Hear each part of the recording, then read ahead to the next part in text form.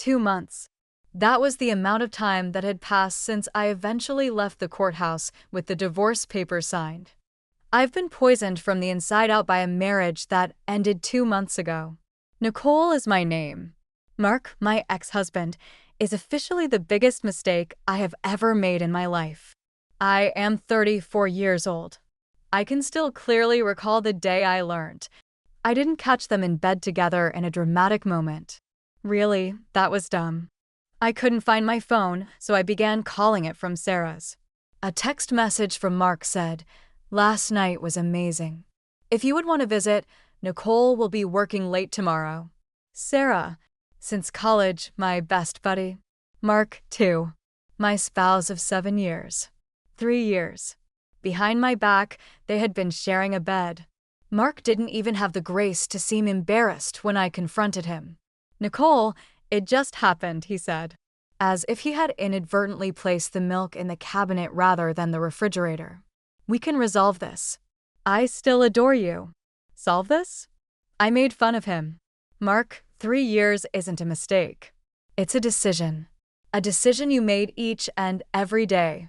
He pleaded, vowed to break up with Sarah. But I had already lost something inside of me. The next day, I filed for divorce. Nice guy Mark revealed his true nature at that point. He battled me for everything, including my funds, the flat we had purchased jointly, and even the dreadful coffee machine my mother had given us as a wedding gift. Throughout their marriage, Mrs. Thompson has continuously acted in an aggressive and domineering manner, his attorney had stated in court. All my client wants is a fair distribution of assets. Fair division. They referred to it as attempting to embezzle funds I had saved from my own paychecks. As my lawyer demonstrated with bank statements, withdrawals that corresponded with dates of hotel reservations and pricey dining when I was out of town, he had already begun spending money on Sarah. The judge caught him in the act.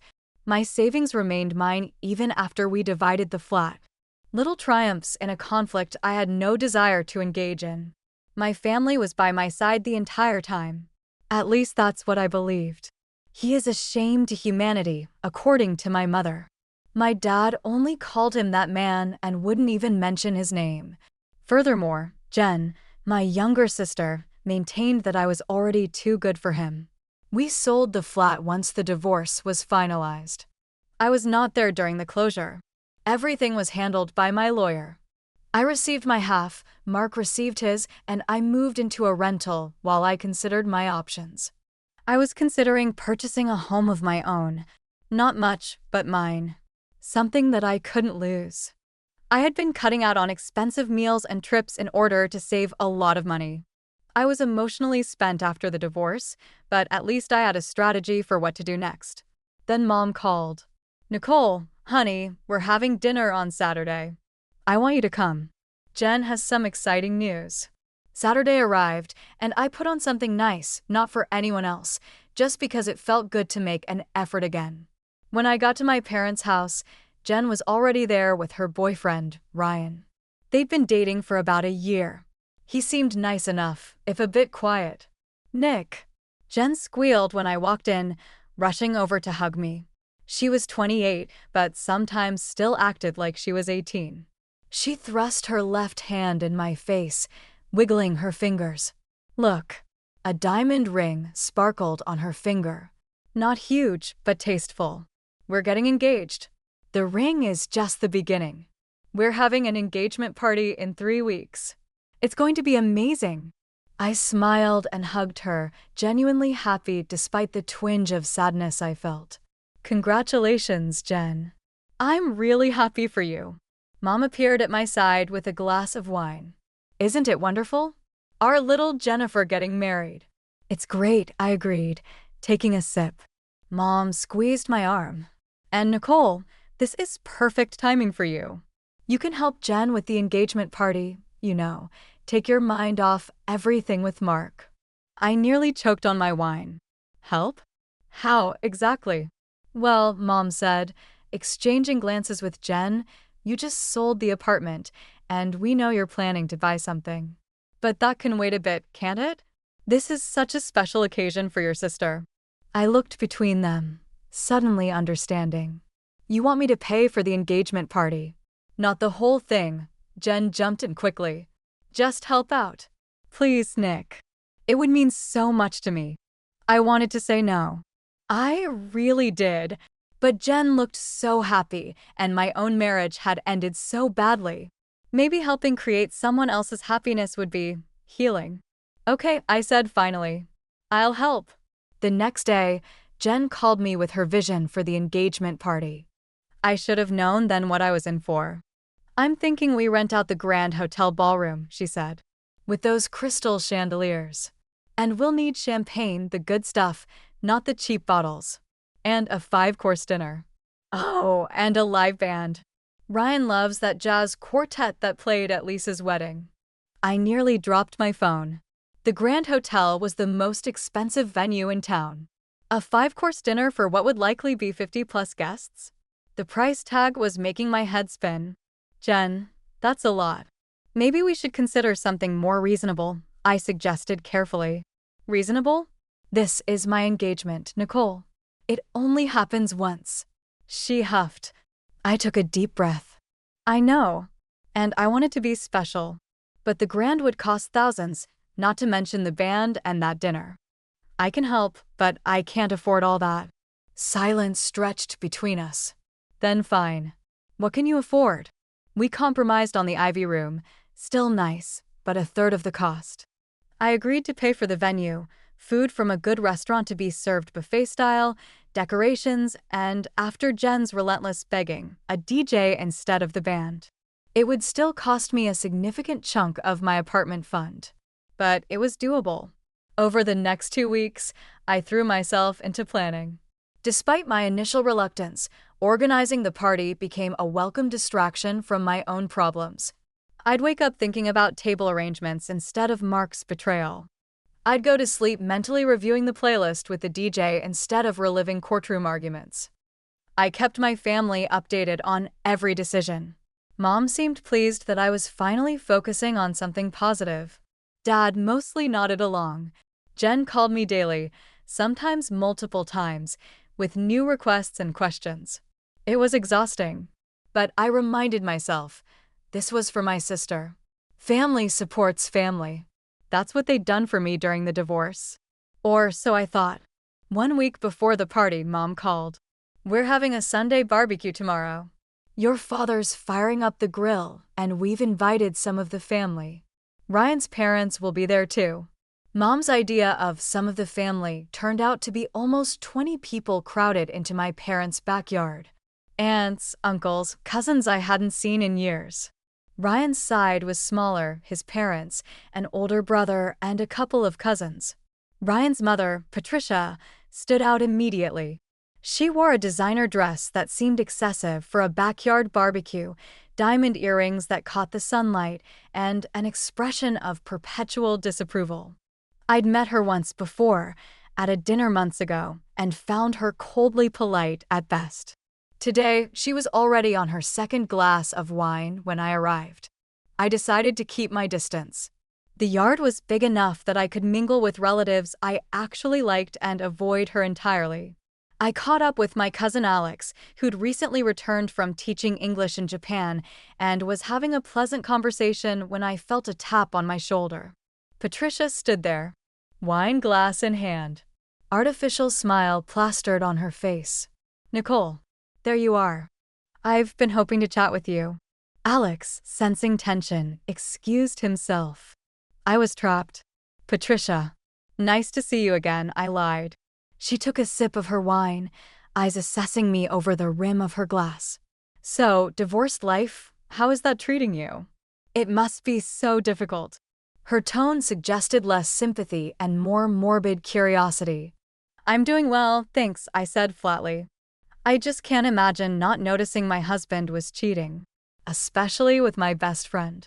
Were there no signs? She asked loudly enough that nearby conversations paused. My face burned. I'd rather not discuss that. Patricia leaned closer. Does it hurt, knowing he preferred her? I mean, 3 years is a long time to be the oblivious wife. I excused myself abruptly and found Jen by the drinks table. Your future mother-in-law is asking really inappropriate questions about my divorce, I whispered. Could you maybe talk to her? Jen rolled her eyes. You're being way too sensitive. Patricia's just curious. She doesn't mean anything by it. She asked if it hurt knowing Mark preferred Sarah. That's not curiosity. It's cruelty. God, Nicole, not everything is about you. Just avoid her if she bothers you so much, Jen snapped before walking away to join Ryan. I stood there, stunned by my sister's dismissal.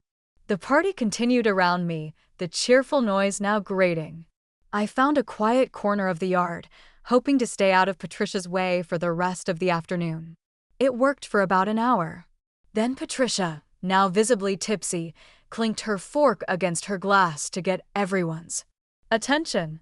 I just want to say, she announced to the gathered guests, how thrilled we are to welcome Jennifer into our family. She's absolutely perfect for our Ryan, isn't that right, dear? She beamed at my sister, who glowed under the approval. It's so wonderful to gain such a lovely daughter-in-law, Patricia continued. Then her gaze settled on me. Although I do feel sorry for poor Jennifer, having such a loser for a sister. The yard went quiet. Patricia pointed her finger directly at me. Abandoned by her cheating husband, who tried to take all her money. Really, it's best if we don't invite her to the engagement party. Such negative energy, who wants that at a celebration? I felt as though I'd been doused in ice water. Patricia swayed slightly, pleased with the reaction she'd gotten from her cruel joke.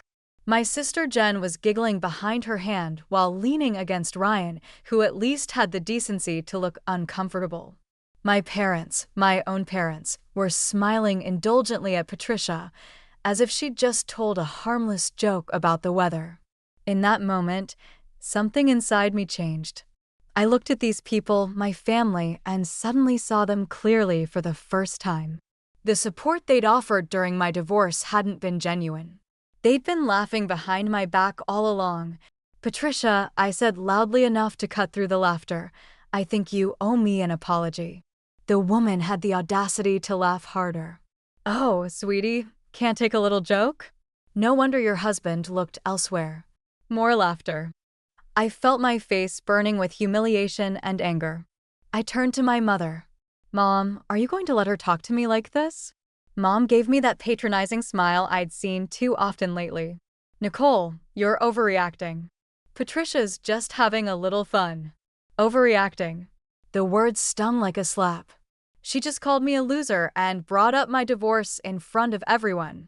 Oh, here she goes again, Jen sighed dramatically. Always making everything about her problems.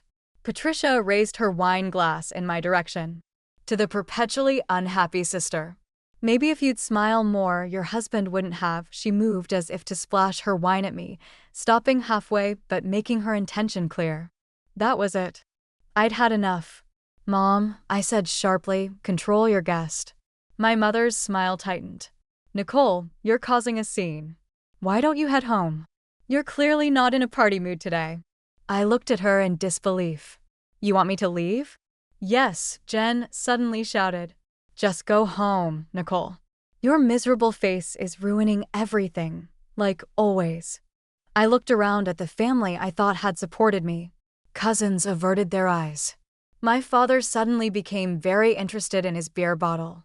Not one person spoke up for me. Not one. Without another word, I grabbed my purse and left. As I walked to my car, I heard the party resuming behind me, laughter floating on the warm spring air as if nothing had happened. The drive home was a blur.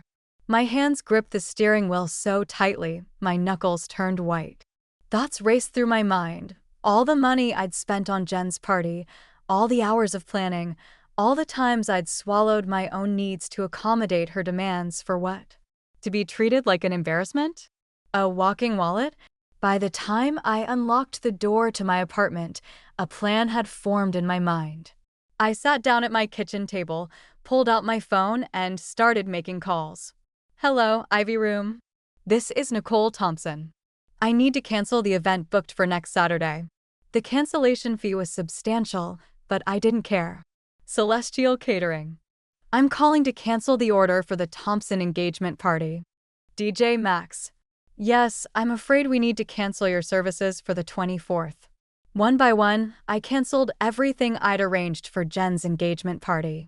With each call, I felt lighter, as if I was cutting away ropes that had been binding me.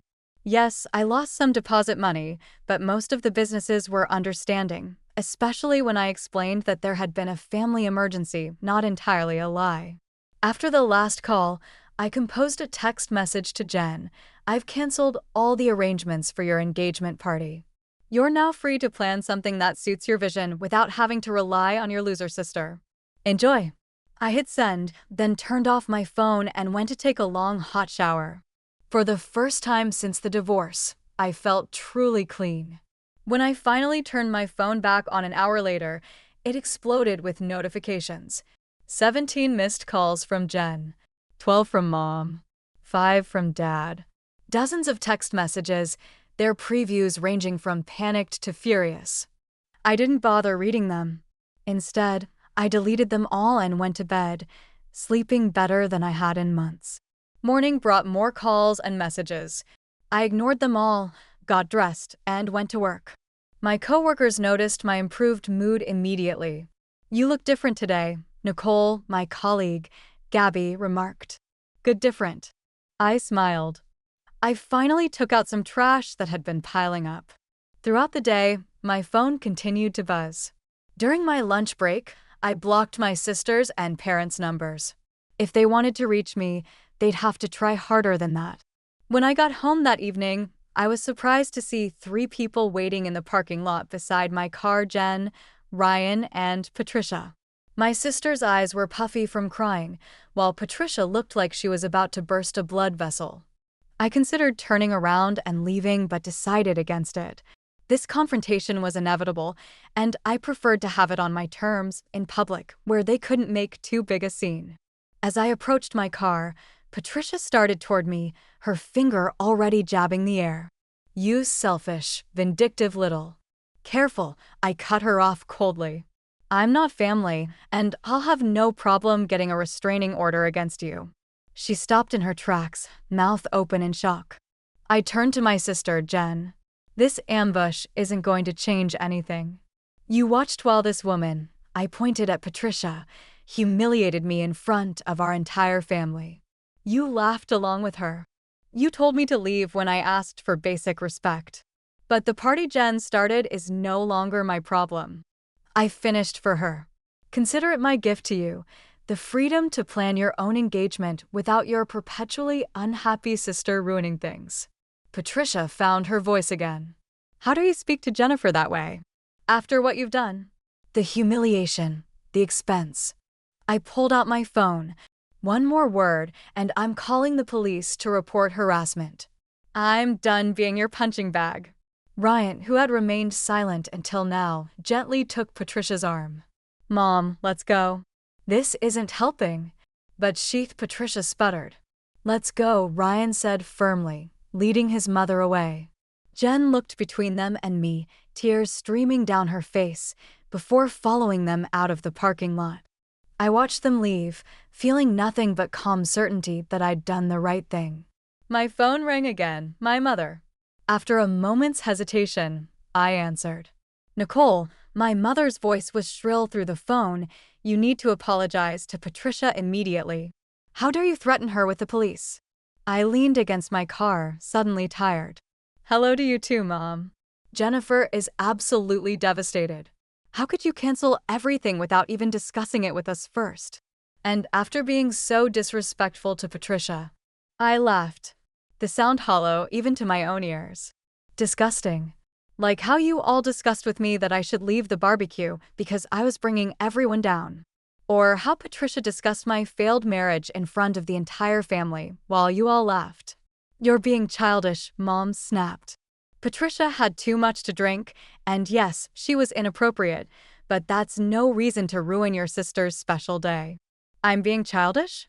That's rich, coming from the woman who stood by while her daughter was publicly humiliated. Mom's tone changed, becoming placating look. Nicole, we all say things we don't mean sometimes. What matters now is fixing this mess you've created. You need to call back all those places and reinstate the bookings." "No," I said simply. "No? What do you mean, no?" "I mean no. I won't be reinstating anything. I won't be paying for Jen's party. I won't be apologizing to Patricia. And I certainly won't be pretending that what happened yesterday was okay." Mom gasped. "Nicole Thompson, you listen to me. You will fix this, and you will apologize to Patricia or—" I felt a strange calm settle over me. "Or what, Mom? You won't invite me to Jen's wedding?" "Save your breath. I have no interest in attending." "You don't mean that," she said, her voice quavering. "I've never meant anything more in my life. Goodbye, Mom." I hung up and blocked her number too. Then I walked up to my apartment, the weight of the confrontation heavy on my shoulders. Once inside, I took a long bath and slept soundly for the second night in a row. The next few weeks were surprisingly peaceful. Without the constant drain of family drama and wedding planning, I was able to focus on myself. I finalized my mortgage application, started viewing apartments, and even joined a divorce recovery group where I met other people who understood what I'd been through. My cousin Alex called me about 3 weeks after the barbecue incident. I hadn't blocked him since he wasn't at the center of the drama. "Thought you might want to know what happened with Jen's engagement party," he said without preamble. I hesitated. Part of me wanted to say I didn't care, but curiosity won out. "What happened?" "It was at Romano's. Not nearly as nice as the place you booked, but decent. They really scaled back, just family and a few close friends. Maybe 30 people total." "Did they manage to pull it together that quickly?" I asked, surprised. Alex chuckled. "Barely. Aunt Karen was complaining to my mom that after you canceled everything, Patricia refused to chip in. Said, since you had ruined the original plans, Jen and your parents should foot the entire bill." I hadn't expected that. How did that go over? About as well as you'd imagine. Jen and Ryan have been fighting nonstop because of it. Patricia's apparently made it clear she expects them to pay for most of the wedding too, called your parents financially irresponsible for not having saved more for their daughter's wedding. I couldn't help but laugh. Karma works in mysterious ways. Sure does. By the way, everyone's blaming you for the whole situation. Mom told me your parents are saying you've torn the family apart with your selfishness. I should have felt guilty, but I didn't. And what do you think, Alex? There was a pause. I think they treated you like crap and got exactly what they deserved. After we hung up, I thought about what Alex had said. My family was blaming me for the consequences of their own actions, typical. But for the first time, I didn't feel responsible for fixing things. I didn't feel guilty for standing up for myself. I felt free. 2 months later, I closed on my new apartment, a bright, airy one-bedroom with a small balcony overlooking a park. It was perfect. I arranged a housewarming party and invited friends from work, members of my recovery group, and a few relatives I still kept in touch with, like Alex. Noticeably absent were my parents, Jen, and anyone who had laughed at Patricia's cruel jokes that day. On the morning of my housewarming, I received a text from an unknown number. It was Jen. "Heard about your party from Alex. Guess it was too much trouble to invite your own sister." I ignored it. Another text came through. "Mom and Dad are really hurt. So am I. When are you going to stop punishing us?" I blocked the number and went back to arranging cheese on a platter for my guests. I wasn't punishing them, I was protecting myself. There's a difference. The party was a success. My new friends and the few family members who had shown me real support filled my apartment with warmth and laughter. As we toasted my new beginning, my phone buzzed with an email notification. It was from my real estate agent with the subject line, "Congratulations on your new home." A digital copy of my deed was attached. I looked at the ownership paperwork for a long time, only my name. No husband. No obligations to family. Only my. I was struck by how much I had changed from the heartbroken lady who had left divorce court 4 months prior. That Nicole had been shattered, deceived by her spouse and closest friend, and clinging to a family that viewed her as nothing more than a resource to be used and a source of shame to be put up with. The real Nicole was stronger than this one. She had limits. She was aware of her own value. Most significantly, she realized that sometimes separating from individuals who don't appreciate you, even if they are family, is the most loving thing you can do for yourself. Over the next few months, Alex kept me informed about my parents and sister on occasion. When Patricia declined to make a financial contribution, Jen and Ryan's wedding was drastically reduced. To pay their share, my parents had to take out a loan. Because of Patricia's persistent criticism and meddling, Jen and Ryan's relationship grew more and more tense. Was I sorry for my sister? There are times when we get brief flashbacks to the intimacy we had as kids. However, those emotions were soon overshadowed by the recollection of her laughing while Patricia made fun of my suffering and her insistence that I leave the barbecue instead of bringing everyone down. I was drinking a glass of wine on my balcony one evening, about a year after my divorce was finalized, when my phone called. Alex was the one. He said, "Thought you should know, the wedding was called off by Jen and Ryan." Patricia's insistence that they sign a prenuptial agreement that would effectively leave Jen with nothing in the event of a divorce appears to have been the last straw. I sip some of my wine. Naturally, Uncle Jim, Aunt Karen, and my parents are distraught. Patricia is being blamed now. However, they continue to maintain that if you hadn't left the family when they most needed you, none of this would have occurred. Not astonished, I shook my head. There are those who never learn. I remained on the balcony after we hung up, watching the sunset turn the sky pink and gold.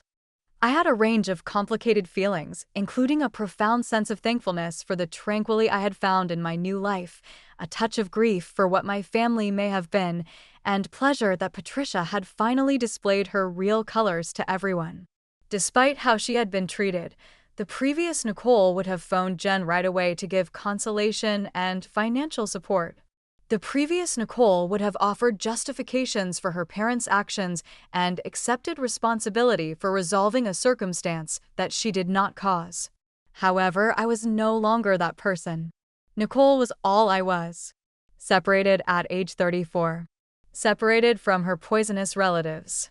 And lastly, totally content with those two realities.